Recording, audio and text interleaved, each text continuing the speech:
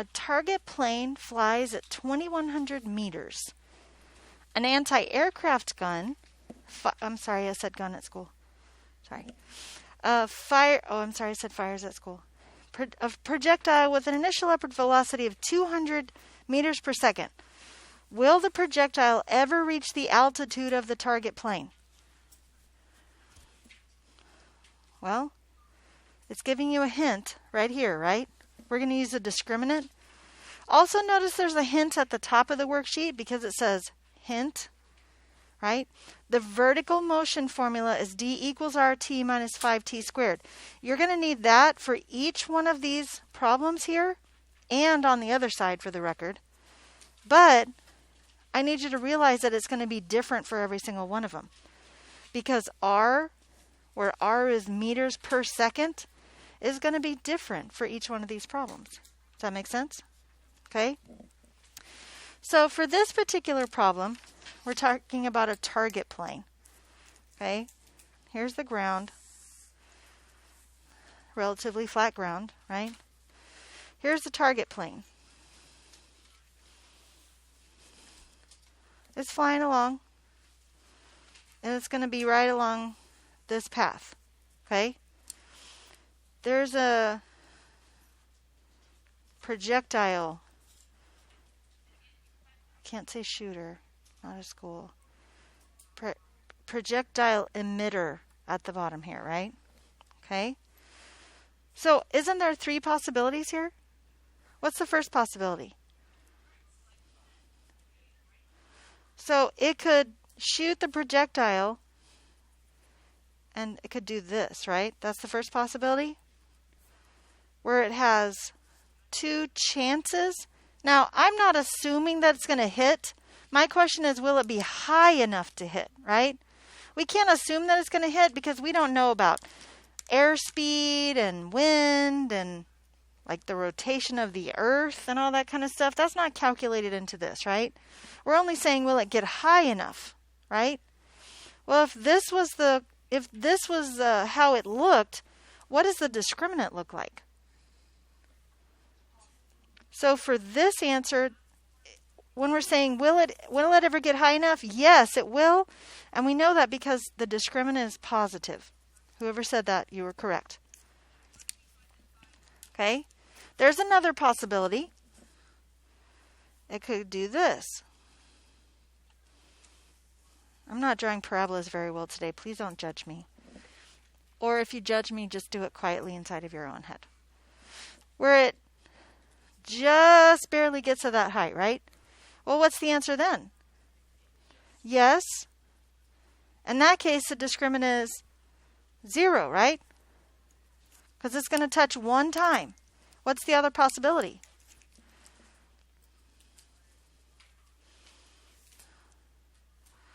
Does it ever get to the height of the plane? No, it does not. And in this case, the discriminant is negative. Notice in all of these problems on this side of your worksheet, it's asking, will the projectile ever reach the height? What kind of question is that, guys? That's a yes or no question, right? So unlike most word problems, I'm not wanting a whole entire complete sentence. I'm wanting a yes or no. Well, how are you going to prove your answer is yes or no? With your work, right? By plugging it into the equation. So for this particular equation, we're saying that d, first of all, it's telling us d equals rt minus 5t squared. And for this particular problem, what goes where? We've got 2 numbers here. It tells us r is meters per second and d is in meters. So what goes where?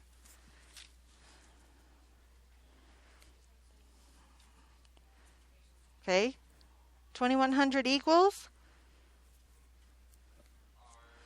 Very good. 200t minus 5t squared.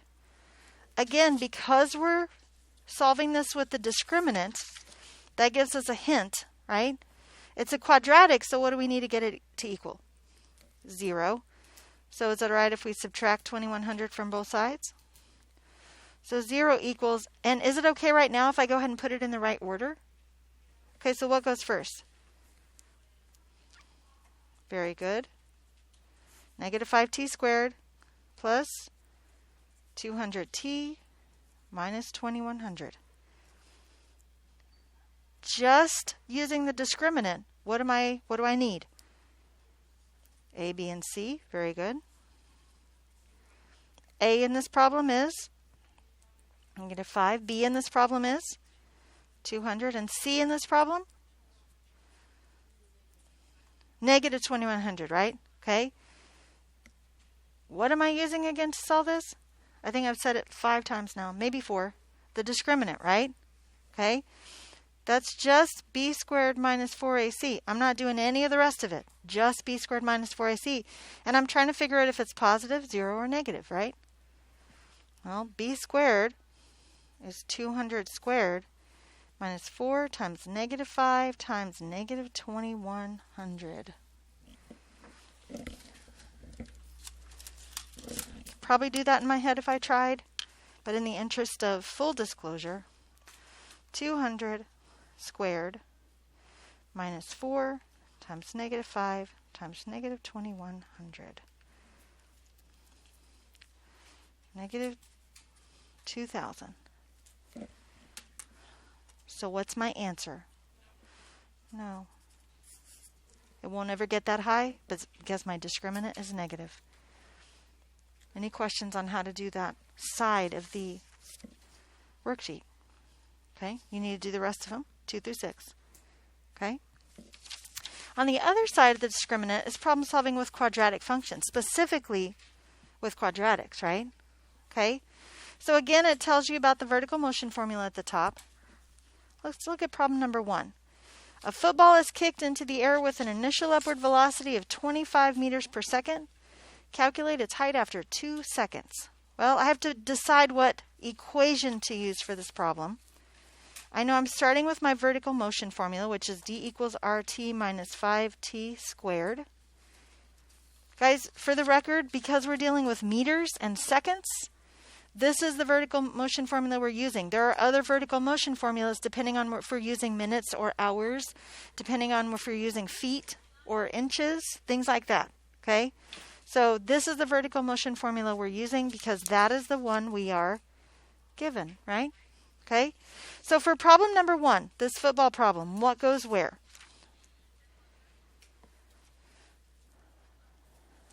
Well, we don't know anything about D, right? All it says that it's kicked into the air with an initial upward velocity of 25 meters per second. So all we know is R. So 25t minus 5t squared. But I'll tell you this. This is the formula we're going to use for all of number 1. Does that make sense? And then when we start with number 2, we'll have to start over from here again. Does that make sense? Okay. So problem number A says calculate its height after 2 seconds. So after 2 seconds. So what am I doing? Plugging 2 into the equation for t, because t is time, right? And it says even specifically time in seconds, doesn't it? Okay. So 25 times 2 minus 5 times 2 squared. Now, could you have put that straight into the calculator? Yes, but not writing it down is not showing your work, and that is unacceptable, right? We always show our work when we can, and we can. 25 times 2, 2 squared times 5, 50 minus 20, 30. 30 what? Meters. Any questions so far? All right, what about B? Oh yeah, calculate its height after 3 seconds. So we're basically doing the same thing, but just with 3, right? 25 times 3 minus 5 times 3 squared. 25 times 3? 75. 3 times 3 times 5. 75 minus 45. 30 meters. Now, some strange children. I know you don't know any people like that. Have trouble picturing this because they know it's this little guy right here kicking a football, right? except after 2 seconds it's at 30 meters and after 3 seconds at 30 meters. So did he kick it up to 30 meters and it just goes straight like this? Is that what it looks like when you kick a football? No, right? This little guy's right here, or a girl, it could be a girl, kicking the football, and it's going like that, right? So that means maybe 30 meters is right here, right? So at 2 seconds, it's at 30 meters, and at 3 seconds, it's at 30 meters. So this is 2 seconds and 3 seconds. That means what happened between 2 and 3 seconds? It went higher and then came back down, for sure. Does that make sense? Okay, which means at some point it reached its, what's that called? Vertex. Very good. Okay. All right.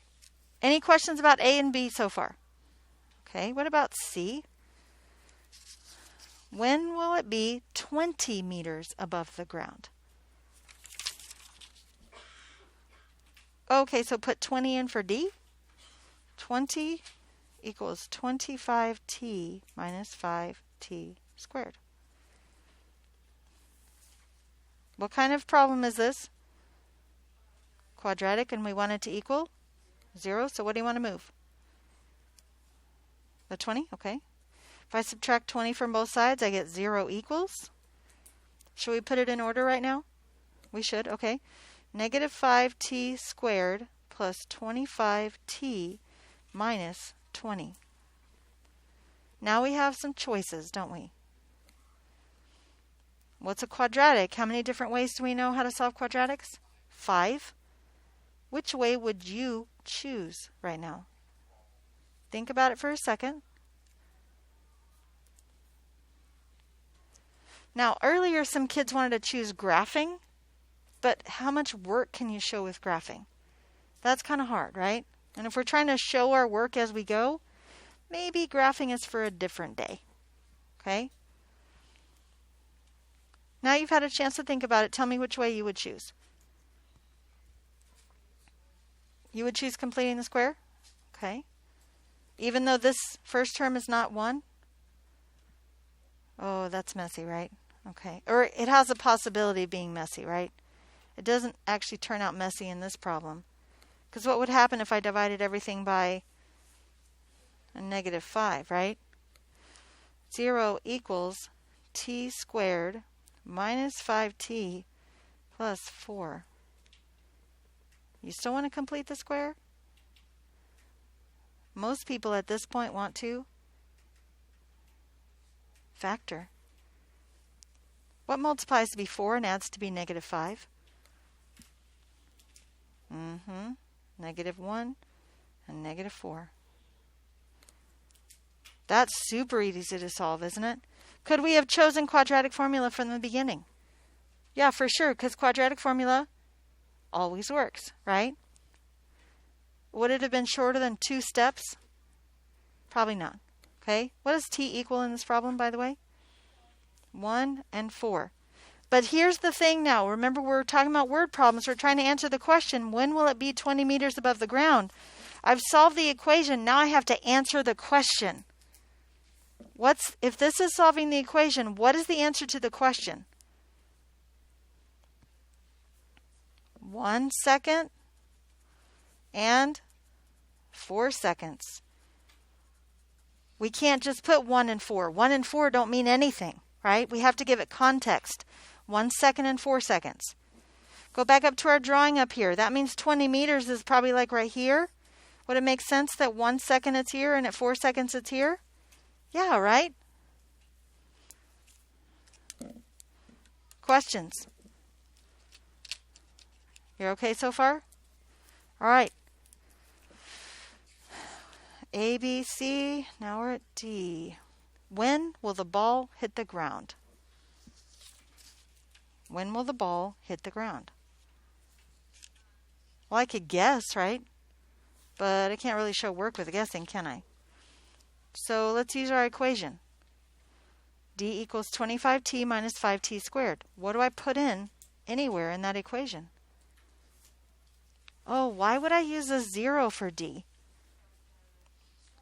Guys, remember this is the vertical motion formula. Where did it start? On the ground, at 0. Where is it when it hits the ground? It's the same height when it started, right? So 0 equals 25t minus 5t squared. How would you solve that quadratic? See, I would also factor, right? How would you factor? How would you do it?